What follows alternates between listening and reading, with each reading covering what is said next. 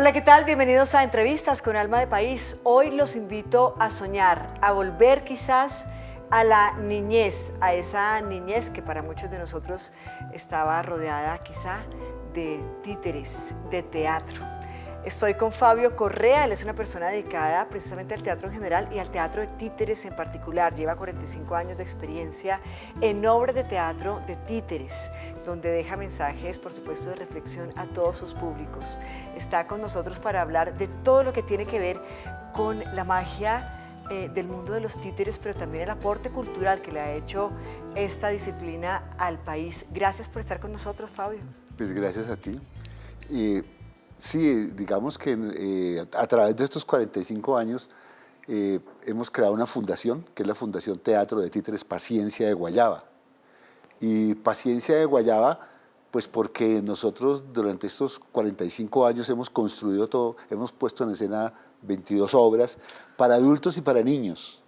Y también hemos, digamos, hecho giras nacionales, internacionales, y nos hemos planteado todo un trabajo sobre temas tanto sociales como de temas personales, como de temas de ecología, mirando el mundo desde ahí, desde ese espacio.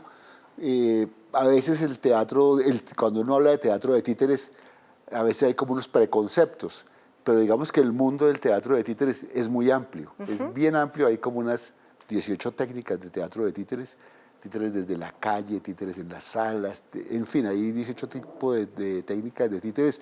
Entonces, pues nos ha hecho reflexionar, por supuesto, sobre lo que es este país y también sobre lo que es el arte, digamos, la labor que cumple el arte dentro de un proceso de un país. Por supuesto, es la labor del arte.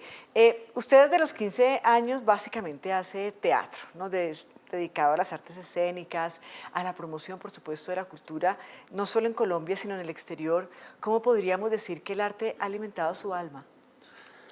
Pues digamos que justamente es eso lo que me ha alimentado el alma, es lo que me ha permitido, digamos, ser muchas cosas al hacer papeles, y es lo que me ha permitido ser y resonar, en este caso, digamos, con historias del país.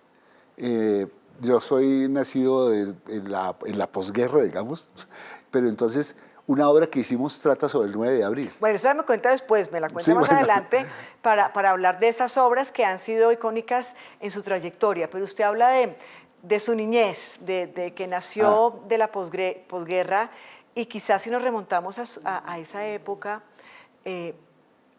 no sé si había mucho teatro de títeres en Colombia. ¿Usted recuerda de niño haber ido a alguna función de títeres? Al Teatro del Parque Nacional.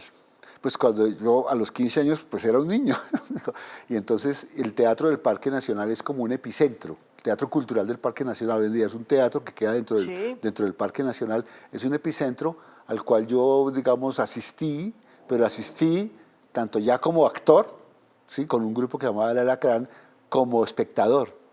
Y digamos que es uno de los epicentros, pero bueno, cuando yo estaba allí ya habían, digamos, estaba Julia Rodríguez, estaba Jaime Mansur, estaba Ernesto Arona, y ya en Bogotá, en 1877, había un titiritero que se llama Antonio Espina, que funcionaba aquí en la calle Florián, en la carrera octava, entre calles 11 y décima, y era un pesebre que hacía sátira política, y hacía pesebre también. Entonces, digamos que un poco el punto de partida... Y la gente iba a verlo, era como una... Sí, y había funciones. Claro, había funciones, la gente iba a ver, y luego él deja de funcionar, entonces lo empiezan a buscar, lo empiezan a llamar, entonces va, digamos, haciendo diferentes presentaciones. Entonces, pues el teatro de títeres tiene una historia larga en este país, digamos, 156 años. Y no solamente eso, también en los carnavales populares, tanto Barranquilla, Río Sucio, Pasto, está el trabajo con el muñeco, con el títere. Entonces, esa es como la raigambre popular, digamos, que nosotros tendríamos. Y lo otro es, digamos, la raigambre de esa fusión histórica que tenemos nosotros de las etnias que tenemos. Sí.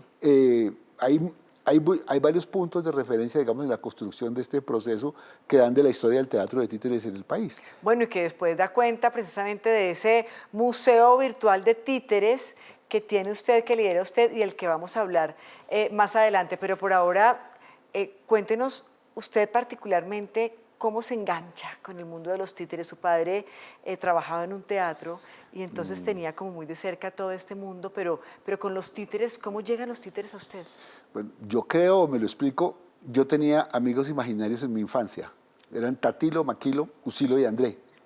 Entonces, a partir de este mundo de la fantasía y a partir de este mundo fantástico y lúdico, es que digamos que yo desarrollo un lenguaje particular que además en mi casa, digamos, me celebraban, entonces me permite, digamos, desarrollar toda esa parte artística Importante. y lúdica. Entonces yo digo que el principio sería eso. Por otro lado, pues mi padre que administraba el Teatro MacDougall de Zipaquirá, ¿sí? Pues eso me daba el acceso a mucho cine y a muchas películas. Pero por otro lado, mi madre escuchaba mucho tango. Entonces, digamos, entonces yo termino también, digamos, indagando sobre las diferentes manifestaciones. Creo que son dos influencias muy fuertes. Sí. Y yo termino viajando a Argentina, pues, y buscando como otros grupos de teatro, de títeres. Claro, y si nos ponemos un poco académicos, podríamos decir, claro, usted decía en 1877 llega, se ve como la primera manifestación de títeres en Colombia, pero ¿de dónde nacen los títeres realmente? Bueno, yo creo que la humanidad entera, cuando el género humano, cuando el hombre toma la primera piedra, el sílex, y talla al otro, es una animación de objetos, que es el concepto que nosotros manejamos. Animamos una figura que sea antropomorfa o una figura cualquiera. Entonces, en muchas de las obras lo que animamos son objetos, Sí. no, digamos, muñecos con forma humana. Entonces yo creo que el individuo como tal tiene esa posibilidad, ¿no? Hay una película muy famosa que es 2001 Odisea en el espacio, donde el primate va con el hueso y tira el hueso al aire, el hueso va subiendo, llega al cenit y cae. Y cuando cae es una nave. Y esa es la historia de la humanidad a partir de los objetos.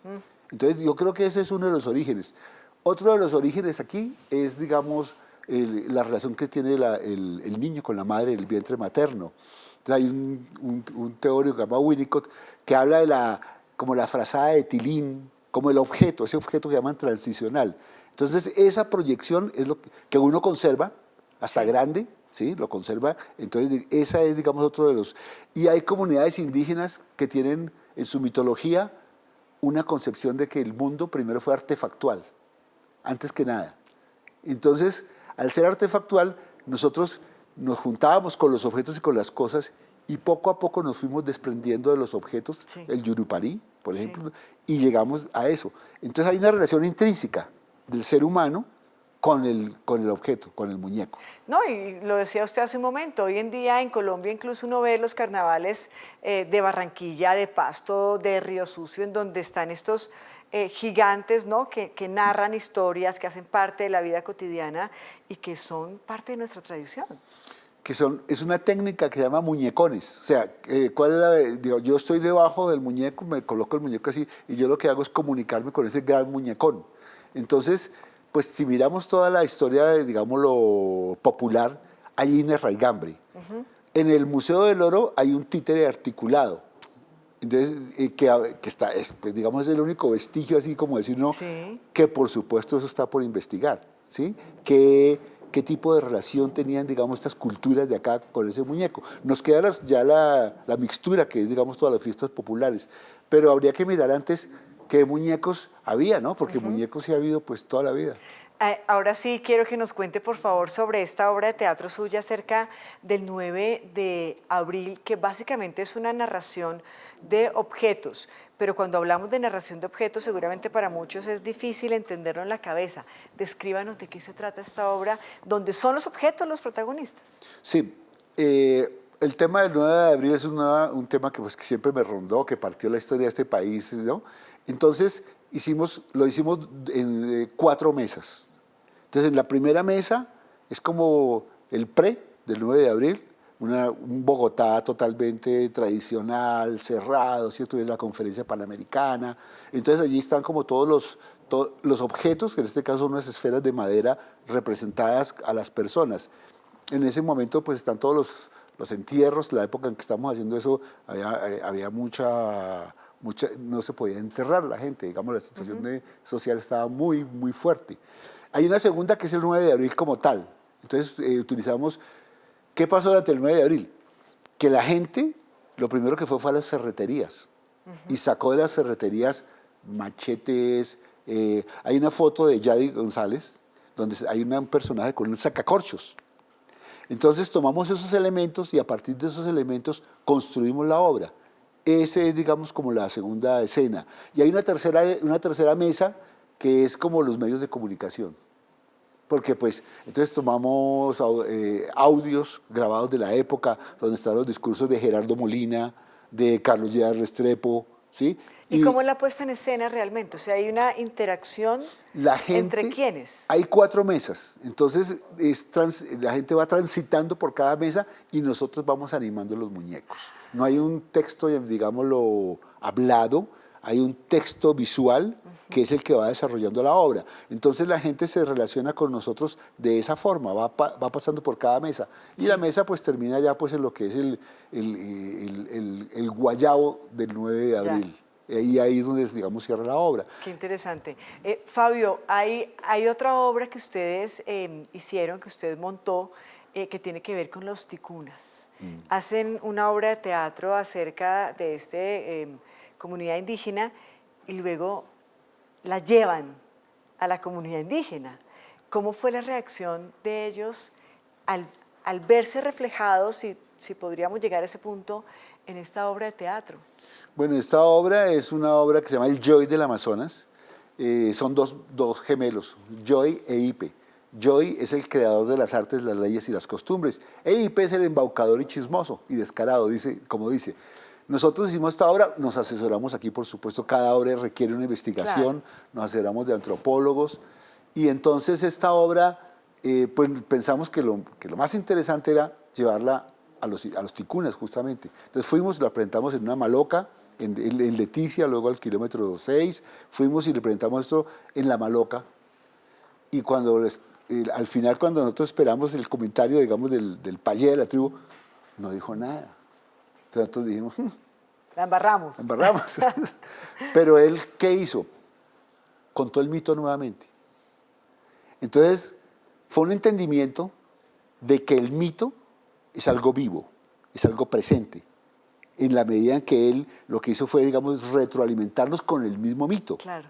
Entonces, fue una cosa, digamos, una enseñanza impresionante de esta comunidad frente a lo que es la mitología, ¿no? Claro. Como no son cosas allá, pues que no tienen nada que ver, sino como son cosas presentes, que se viven en el momento actual. Usted ha recorrido el país, literalmente, llevando títeres a varios rincones de Colombia. ¿Cómo una obra, un acercamiento al arte puede cambiar realmente las realidades y sembrar sueños en los niños, en las niñas, en los jóvenes? Realmente las obras es importante que queden reflexiones o preguntas en el espectador. ¿Sí? En la medida en que le crean una pregunta en el espectador, pues digamos que se produce un proceso de retroalimentación y de reflexión que cambia el pensamiento. Por ejemplo, en la obra nosotros llevamos esta obra de los ticunas a Italia, en un festival que había internacional, y allá nos dijeron, sí, Rómulo y Remo. Entonces, aunque no es lo mismo, hay una lectura y hay una consonancia. Pero entonces, digamos, ¿cómo transforma el pensamiento? ¿Cierto? Acá, por supuesto que no son Rómulo y Remo, pero digamos que es como el principio, digamos, de la creación de la humanidad.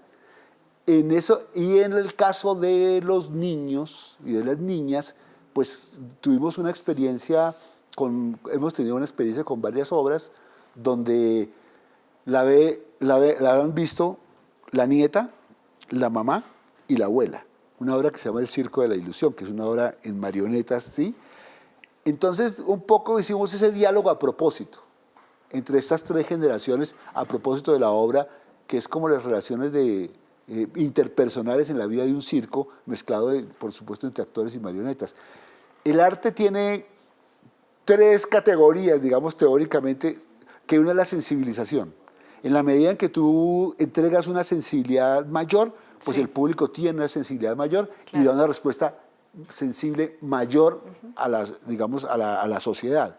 Tiene, por otro lado, una forma de análisis. O sea, uno tiene una reflexión formal, pero otra extraformal. La extraformal es la que le queda sonando a uno. Sí. Uno ve la película y después dice, tal cosa. ¿Y la tercera?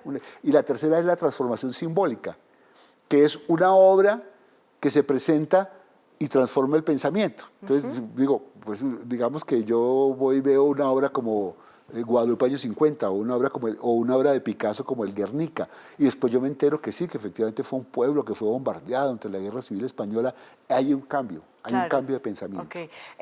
Fabio, ¿cuál es la diferencia entre una marioneta, un teatro de marionetas y de títeres? Que nosotros aquí le decimos marioneta a la que es de hilos, a la que va hacia abajo, y títeres a los que van hacia arriba. Pero en Europa se habla de marionetas genérico, se habla de marionetas de hilo, pero aquí digamos que se usa esa diferenciación. ¿Y cuál digamos que es que requiere más técnica, más trabajo, más montaje, más personas? Pues digamos que hoy hay técnicas como la del teatro negro, como el Teatro Negro de Praga, que requiere, digamos, espacialmente mucho montaje, ¿cierto? Pero las marionetas requieren un trabajo de construcción tanto del control como de la marioneta, que tenga pelvis, que tenga fémur, que tenga, digamos, tibia, peroné, todo esto. Y la más difícil, digamos, sería el títere de guante, que es el más conocido. ¿Es el más difícil? Es el más difícil porque los otros tienen ayudas, hablan con la boca, mueven la boca, ¿cierto? Este no, este tiene que caminar y trabajar solamente con el brazo y con la mano, ¿sí? Este va a la cabeza, este va a una mano derecha. Entonces es la expresión completa del cuerpo lo que hace, digamos, la expresión del muñeco. ¿Y el artista que maneja el muñeco podría ser el mismo para marionetas que para títeres? Sí. ¿O desarrollan habilidades distintas? Sí, pero los grupos de teatro de títeres tienden, digamos, a especializarse en técnicas. Pero sí, efectivamente, pues nosotros hemos rondado todas las técnicas, hemos experimentado todas las técnicas, y efectivamente cada técnica te ofrece una posibilidad de contar alguna historia. ¿Y cuál es la que a usted más le gusta? ¿Cuál qué? La que más le gusta. A mí me gusta la animación de objetos. Eso me parece que es una forma de contar siempre historias de una forma muy increíble, muy imaginativa. Ahí no hay mucho sonido. Sí, siempre el sonido es parte, o sea, tanto los sonidos de la boca, las onomatopeyas, como la música. Pero no hay diálogo. Sí puede haber diálogo, digamos, sí puede haber diálogo y puede haber en el teatro negro. Sí, hay obras de teatro de títeres para adultos, ¿no? Uy, ahorita hablamos de dónde vamos a ir a ver esas obras de teatro. Bueno, ¿Te listo. parece? Vale. Ya regresamos a Entrevistas con Alma de País.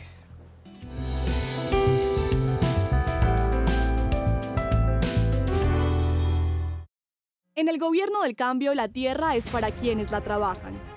A través de la Sociedad de Activos Especiales, entidad que administra los bienes incautados a la mafia, el gobierno del cambio ya entregó más de 30.000 hectáreas de tierra fértil a familias campesinas.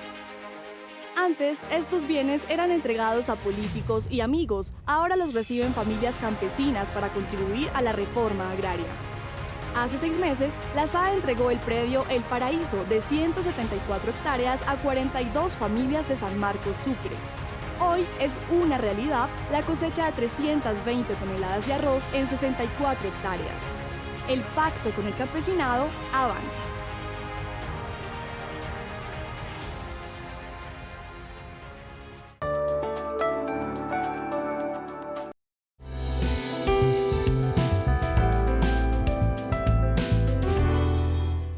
Continuamos en Entrevistas con Alma de País, en esta oportunidad con Fabio Correa. Él es un artista, director de teatro, quien le ha entregado su vida, 45 años, al teatro de títeres y marionetas en nuestro país. Fabio, hablemos de ese trabajo que usted hizo también con la Comisión de la Verdad, un trabajo muy importante de la mano del padre Francisco de Rú, enseñándole a los niños un poco la historia de Colombia, generando esta memoria histórica que es tan importante para la no repetición a través del teatro. ¿Cómo fue esta experiencia? Esa experiencia fue muy enriquecedora. Nosotros a través de Plan Internacional hicimos un taller donde básicamente se trabajaba desde el arte y digamos desde diferentes manifestaciones y a partir del, digamos, del teatro, de la plástica, de la música. Ellos recogieron un poco la memoria, porque antes, digamos, de la presentación de la Comisión de la Verdad no se hablaba mucho del desplazamiento de los niños y de las niñas. Se hablaba pues más de las mujeres, más de los hombres, pero no hay, digamos, frente a las niños y niñas. Entonces hicimos, dentro de los talleres, hicimos uno particular que era un taller de libros artesanales. Ellos hicieron libros y en esos libros recogieron sus historias. Entonces allí había, digamos, la posibilidad que desde el arte se recogiera esa memoria y se presentara. Entonces al final hacíamos, digamos, como un encuentro de todas las diferentes manifestaciones artísticas y poníamos como en escena las conclusiones. Insistimos mucho con el padre de Ru en que hubiese que hubiese un texto de los niños sobre la Comisión de la Verdad. Después yo me alegré mucho porque en los resultados hay un capítulo que habla de los niños y las niñas. Sí. Pero no era una obra de teatro en particular, no era como llevarles y presentarles y contarles un poco el conflicto de nuestro país a través del arte. No, era, digamos, más la elaboración del taller. Hemos hecho eso con otros personajes, digamos, lo hicimos con Efraín González, que es un bandolero del año Segunda Violencia en Colombia, 1965. Entonces, ahí, digamos, retoma uno la historia, hace una investigación, y digamos que está ese Efraín González Telles. Entonces, pues cuenta un poco la vida. ¿No era alias La Gata? No, Efraín estamos en 1965. Sí, pero acuérdense que había un bandolero que le decían La Gata. No, este es un bandolero que se origina, es muy famoso, que le dicen el Siete Colores. Entonces él empieza en Santander y tiene un enfrentamiento. Bueno, estamos en la guerra de los 1000 días, ganan los partidos conservadores, le entregan el terreno a la Cenicienta, el personaje, y la Cenicienta le dice, venga, me cuida la tierra. Mire, ¿y uno dónde puede ver todas estas obras de teatro? Porque es que qué bonito que nuestros hijos, los niños, niñas del país, pues puedan acceder a este tipo de obras que son tan ilustrativas y que dan cuenta de la historia de Colombia. Bueno, en Bogotá hay 6 salas de teatro de títeres, hay festivales nacionales, permanentes, internacionales, donde, digamos, en Cali, Medellín, hay toda una, Ibagué, hay festivales internacionales donde la gente puede acudir. Y en Bogotá hay 6 salas de teatro de títeres donde la gente puede acudir a ver eso. Y el Teatro del Parque Nacional, que en este momento está en refacción. Sí. Entonces, digamos que son los espacios. Pero además, nosotros vamos a los colegios, que es otra forma. Claro. Que si no llegas a la montaña, tú vas a la montaña. Es otra forma, digamos, de presentación. Si no van a las salas, digamos, uno va hacia las instituciones educativas y presenta las obras. Hablemos del Museo de Títeres de Bogotá, que hace parte de esa convicción que usted tiene de generar, de cierta manera, conciencia de desarrollo con todo lo que tiene que ver con el arte de títeres en Colombia. ¿De qué se trata este Museo de Títeres de Bogotá? ¿Cuándo lo creó? Tiene, por supuesto, el sello de su Fundación Paciencia Guayaba. ¿Qué busca a través de este museo? Bueno, buscamos que el teatro de títeres sea, por supuesto, un patrimonio inmaterial de este país, hablando de esta historia de la cual hemos hablado. Pero buscamos memoria, ¿sí? Difundir este patrimonio y exponerlo. Entonces hemos hecho 2 salas, una sala se llama Julia Rodríguez, que es en honor a una titiritera muy insigne que hubo acá, fue directora del Teatro Cultural del Parque Nacional, pedagoga, directora de un programa de televisión que se llama Buscando Amigos, y esa es una sala que es Bogotá. Entonces 25 grupos de Bogotá tienen fotografías allí, y hay, digamos, todo un paseo. Nosotros hacemos visitas guiadas de este museo donde hablamos desde la técnica. ¿Pero es virtual? ¿Ese museo es virtual? Bueno, sí, todo es virtual. Sucedió durante la pandemia. Durante la pandemia, justamente, una de las alternativas fue hacer un museo virtual. Y digamos que queda virtual porque es una forma pues mucho más viable, en principio, de recoger esta memoria y de exponerla. ¿Y cuál es la página de internet para que la gente pueda entrar, inscribirse? www.mutivo.com. O sea, Mutivo es Museo de Títeres de Bogotá, y lo demás es www.mutivo.com. Y ahí está la otra sala, que es la sala a nivel nacional, que se llama Sergio Londoño, donde también hay 86 grupos del país. Sí, y hay objetos, me imagino yo, que antiquísimos, ¿o no? ¿Tienen ustedes de pronto el títere más antiguo que tienen? ¿De cuándo data? Hay uno que es como de 1936, que es de Manuelucho, nos lo envió, digamos, los herederos de Manuelucho enviaron esas fotos, y ese es de 1936. Son 2 personajes, Manuel Sepúlveda y la gripa chumacera, que es como la abuelita del COVID. Ah, ¿sí? Ahí está hablando de títeres en esta oportunidad. los títeres nos recuerdan la niñez, ¿no? O sea, están muy relacionados con la niñez y por supuesto también, hoy en día usted le apuesta a estos teatros de títeres de adultos. Una pausa y ya regresamos.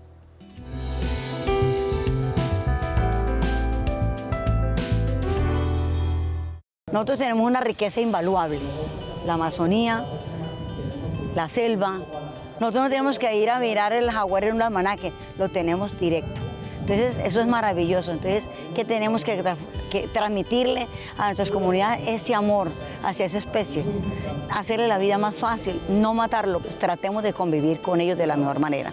El jaguar es un tipo de sombrilla, porque si nosotros protegemos al jaguar, se protegen indirectamente todo ahí para abajo, toda esa línea de reserva natural, de fauna. Si tú ves a un jaguar, déjalo pasar y aprende a amarlo y a mirar lo maravilloso que es. Colombia, ponte en la piel del jaguar. Colombia, potencia de la vida.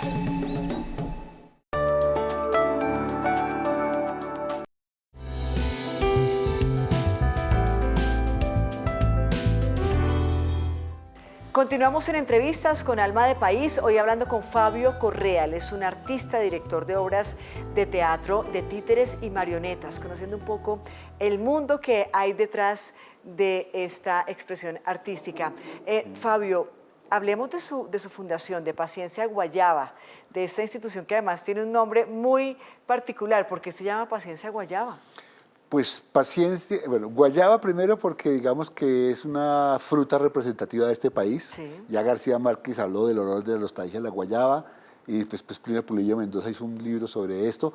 Y nosotros en el momento en que creamos el grupo estábamos buscando un nombre lúdico.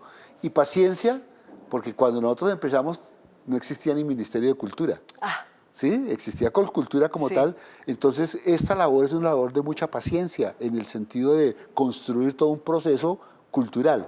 Entonces, por eso nos llamamos Paciencia de Guayaba. Tenemos en este momento 45 años, sí, somos del año de 1978, y esta fundación pues lo que ha hecho es, su objeto es desarrollar el teatro de títeres en el país y en el mundo. Y digamos que en cumplimiento de este objetivo lo que hacemos es poner en escena obras tanto de adultos como obras de niños y hacer, digamos, todo un desarrollo también pedagógico. Quienes nos están viendo y escuchando, seguramente algunos dirán, yo quisiera hacer parte de una obra de teatro así, yo quisiera formarme en una escuela de títeres, de marionetas. ¿Existen en Colombia? ¿Cómo pueden las personas acceder, por ejemplo, a este tipo de expresiones artísticas? Bueno, sí existe, digamos, una formación teatral, primero que todo, y dentro de esa formación teatral habría un énfasis, digámoslo así, en este momento, que sería, digamos, el teatro de objetos o el teatro de animación. Las personas se formarían teatralmente primero que todo, ¿sí? Y después de que se formen teatralmente, pues, digamos, escogerían este énfasis, que es la animación de objetos. Hay varias técnicas, digamos, hay teatro de sombras, hay muñecones, y digamos que hay todo un mundo muy rico para estudiarlo y para hacerlo. Claro, por supuesto, debe haber una formación pues muy rigurosa y estricta al respecto. ¿Qué tanto los colombianos consumimos este tipo de teatro? Bueno, este tipo de teatro, ahora nos dimos cuenta en el museo que en el país hay un movimiento muy vigoroso. Aquí hay más o menos, en Bogotá hay unos 60 grupos de títeres. O sea, que quiere decir que hay una producción llena de dramaturgia, llena de grupos de títeres, y en el país también. Hay, digamos, una fuerte oferta. Y en Bogotá pues hay varios espacios y en el país donde los niños, las niñas y los adultos pueden ir, digamos, a hacerse parte y a ver las obras de teatro de títeres. ¿Qué le ha dejado a usted como ser humano haber pertenecido tantos años al mundo de los títeres? Pues mucho placer, por un lado. Me gusta lo que yo hago. En la medida en que me gusta lo que yo hago, me ha construido, me ha esculpido. Y eso es lo que, entonces uno en la vida se va esculpiendo y se va haciendo. Y yo he ido de la mano con el teatro de títeres esculpiéndome. Pues ha sido un placer, Fabio, tenerlo con nosotros, hablando de un tema muy particular como es el teatro de títeres, poniéndolo sobre la mesa y dejándonos entrar por un momento ahí en ese backstage de algo tan poderoso como es el teatro y más de títeres y marionetas. Bueno, Gracias. pues gracias a ti y quedan invitados todos a asistir al museo, que es una visita a este mundo tan fabuloso del teatro de títeres. A ustedes también mil gracias por su atención. Nos encontramos en una próxima oportunidad. Hasta pronto.